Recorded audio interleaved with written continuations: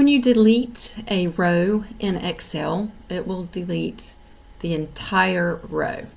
So for example, if I want to delete this row in 7, I can right-click on it and delete, and choose to delete the entire row. Now when I do that, notice I have this table which includes my expenses. When I delete row 7, which is the row for the City of Greensboro's totals, I'm going to delete the entire row. Notice it also deletes Greensboro from the table here.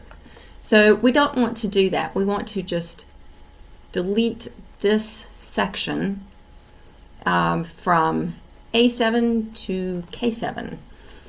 In order to do that, we could go in, delete the data, and then move everything up to that row. So there's an easier way to do that, and you can use the Shift Cells. What we want to do is just highlight the cells that we want to remove.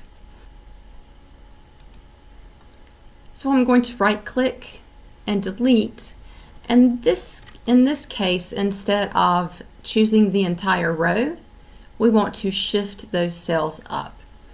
What that will do is delete what I have highlighted and take those remaining cells and move or shift those up to row 7. So I'm going to choose Shift Cells Up. You can see that it shifted these up, and it also left the totals for Greensboro. You can also do that with columns as well.